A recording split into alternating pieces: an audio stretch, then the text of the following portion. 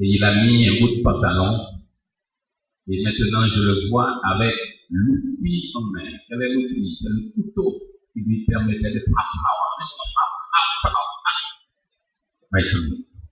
et puis je le vois avec ce couteau, cet outil, devant une meule. Et il est en train de filer le couteau pour demain matin. Je vois la meule qui tourne, et puis des étincelles,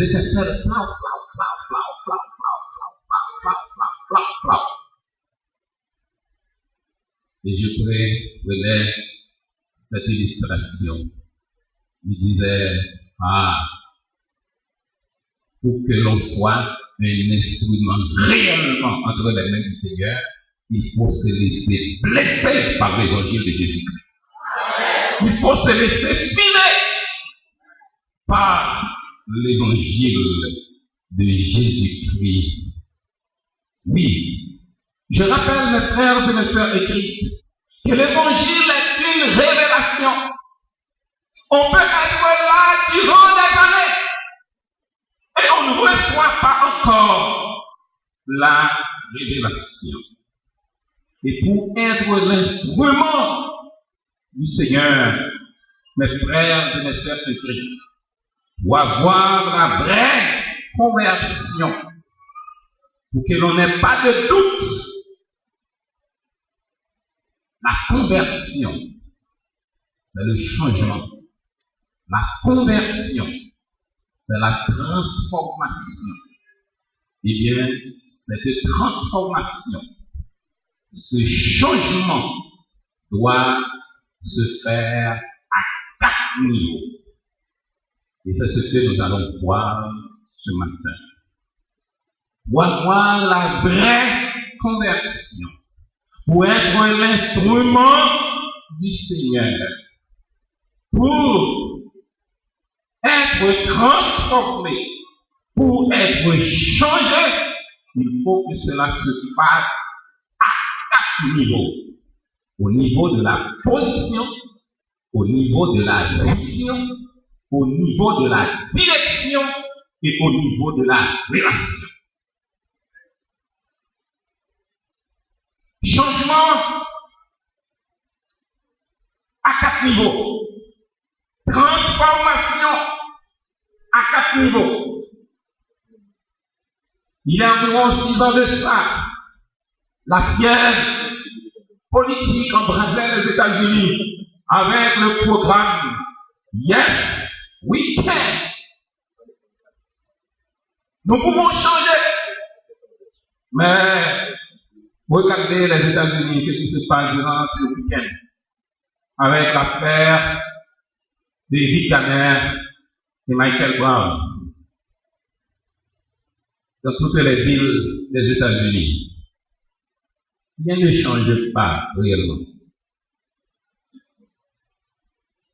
Mais je rappelle, mes frères et mes sœurs en Christ, l'évangile est une puissance, l'évangile peut changer. L'évangile peut changer. Et pour être converti au Seigneur, pour avoir la vraie conversion, il faut ce changement, il faut cette transformation à 4 niveaux. Au niveau de la position, au niveau de la vision, au niveau de la direction et au niveau de la relation. Au niveau de la position, la Bible dit que nous sommes tous nés en Adam.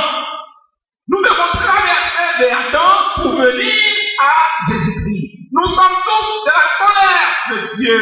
Nous devons traverser pour venir à la justice de Dieu. L'apôtre Paul dit, étant donc justifiés par la foi, nous avons la paix avec Dieu. Frères et sœurs de l'espérance, nous devons changer de position. La Bible dit, si quelqu'un est en Christ, est en Christ. La position, ce n'est pas le fait d'être membre de la première église baptiste de Port-au-Prince, ou d'être fidèle de la première église baptiste de Port-au-Prince, ou d'être fidèle de la famille des pasteurs, ou bien des membres de l'église, toute race baptiste. Je suis un lévite baptiste. Ceci ne sont pas Et je rappelle toujours, mes frères et mes sœurs en Christ, cette illustration, le poisson et la mer. Le poisson est né dans la mer, grandit dans la mer. Mais quand on prend le poisson, mes sœurs, elles sont avec. On doit y mettre le sel. On doit y mettre le sel. Alors que le poisson est né dans le sel, il n'est pas salé. Le poisson est né dans le sel, il n'est pas salé.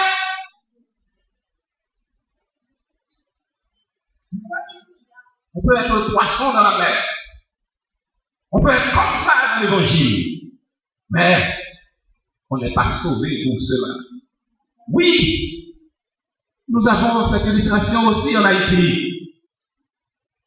Nous n'avons pas d'ambulance. Nous ne pouvons pas appeler 911. Ici, on va à l'hôpital. On n'a pas eu le temps d'arriver à l'hôpital pour mettre le bébé au monde. Et puis on entre dans un garage. On fait bébé. Parce que le bébé est né dans le garage, c'est une voiture qui est filmée. Non, rappelle-moi. Parce que c'est fait dans le garage, donc c'est une voiture. Non. C'est un bébé. Frères et sœurs bien-aimés, j'ai une histoire. Dernièrement, il y a une personne qui a passé 30 ans aux États-Unis. Et il est rentré ici. Et cette personne est rentrée ici. Ne peut pas retourner aux États-Unis. Pourquoi? Parce que durant ces 30 années, elle n'a pas réclamé la carte de résidence des États-Unis. Elle a passé 30 ans. On peut être comme ça dans l'évangile.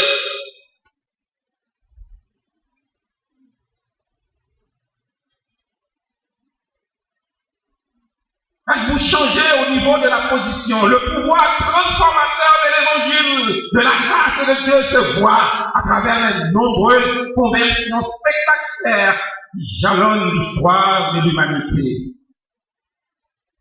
Les alcooliques deviennent des chrétiens, les toxicomanes deviennent des chrétiens, les meurtriers, les voleurs, les adultères, les fornicateurs, les homosexuels, les gangsters deviennent des chrétiens.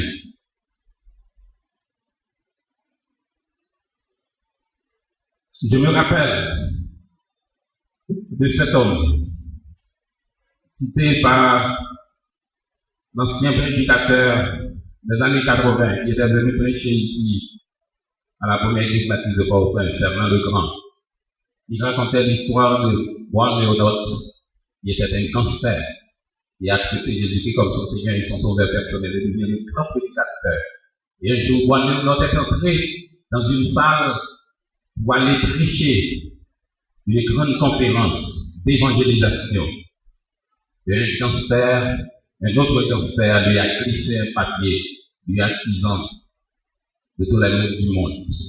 Et arrivé sur le podium, Juan Leonot a développé le papier et a dit que Juan Leonot, souvenez-vous que vous êtes criminel. Souvenez-vous que nous avons brûlé quelque part, nous avons violé, nous avons tué, nous avons saccagé, nous avons tué, nous avons cela. Et étant donné que vous connaissez, c'est la vérité. Et celui qui vous rappelle cela, qui connaît c'est la vérité, c'est votre compagnon. Auriez-vous le courage encore ce soir de continuer à prêcher ce que vous appelez hypocritement l'évangile de Jésus-Christ? Et Juan Leonot, il prie le Seigneur. Et le Seigneur lui donne un message. En entrant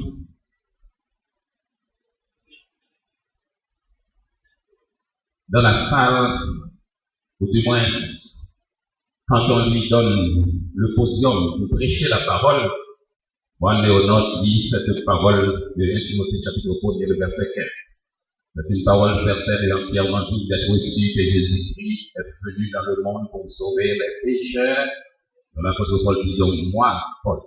Juan Leonot arrête un peu pour dire donc moi, Juan Leonot, je suis le premier. En entrant ici ce soir, quelqu'un m'a donné un morceau de papier m'accusant de tous les maux du monde. Et je me dis 4 choses sur ce papier. La première chose, c'est que tout ce qui est dans ce papier, c'est la vérité. La deuxième chose, c'est que ça fait partie de l'histoire de ma vie. Je ne peux pas les retourner. La troisième chose, c'est que Jésus-Christ m'a pardonné pour tout ce qui est dans le papier. Et la quatrième chose, si Jésus-Christ peut pardonner un pécheur comme moi, quoi le rentre,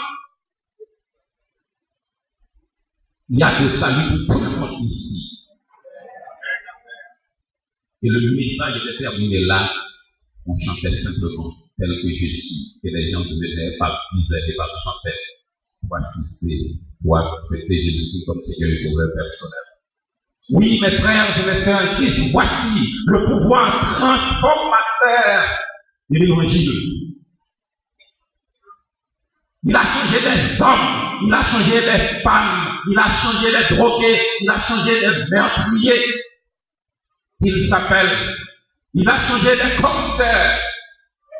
Il s'appelle Zachée, Matthieu, Corneille, Lydie, le centenier romain, chef de la crucifixion, et Saul de Tarse, ennemi juré du christianisme et de l'Église. Le premier des pécheurs, il est devenu le plus grand évangéliste et théologien que la terre ait jamais connu.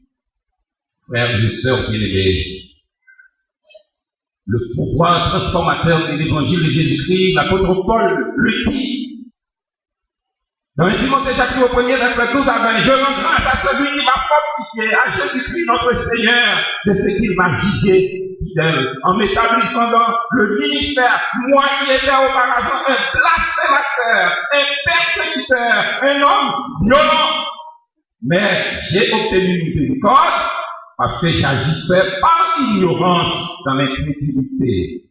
Et la grâce de notre Seigneur a surabondé avec la foi et la charité qui est en Jésus-Christ. C'est une parole certaine et entièrement digne d'être reçue, que Jésus est venu dans le monde pour sauver les pécheurs, dont je suis le premier, mais j'ai obtenu miséricorde, afin que Jésus-Christ puisse voir en moi le premier de toute sa longanimité, pour que je servisse d'exemple à ceux qui croiraient en lui pour la vie éternelle.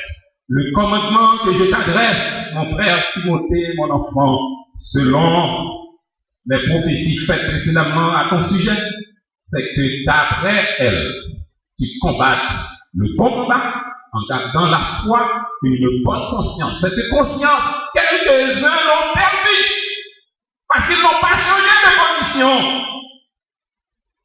Et ils ont fait naufrage par rapport à la foi de ce nombre. Sont des protestataires, Hyménée et Alexandre, que j'ai livré à Satan afin qu'il apprenne à ne pas blasphémer. Avez-vous subi le pouvoir transformateur de l'Évangile? Frères et sœurs bien-aimés, il y a un autre homme que je veux souligner à votre attention, mais je le prendrai dans la deuxième partie, qui est la vision. C'est changement au niveau de la vision. Changement au niveau de la position ne suffit pas, mais il y a aussi changement au niveau de la vision. C'est-à-dire, la vision, c'est la conception par rapport à Dieu, par rapport au Saint-Esprit, par rapport à Jésus-Christ. Paul, avant sa conversion, prenait Jésus-Christ pour un charlatan. Paul, avant sa conversion, prenait Jésus-Christ pour un imposteur. Paul, avant sa conversion, prenait Jésus-Christ pour un menteur. Il prenait Jésus-Christ pour un blasphémateur. Changement de vision. Il a changé de vision quant à la loi. La loi est un guide et non une fin en soi. Il avait une vision forte de la volonté de Dieu. Il ne comprend pas la volonté de Dieu. Quand on ne change pas de vision, mes frères et mes sœurs en Christ, on ne comprend pas la volonté de Dieu. On comprend pas que Dieu a besoin de vous pour décider. Non! Dieu n'a pas besoin de personne pour décider. Il a déclaré, j'agirai, qui opposera. Quand on change de vision, on laisse Dieu agir. Et on accepte sa volonté en disant que sa volonté soit faite. On ne peut pas y aller.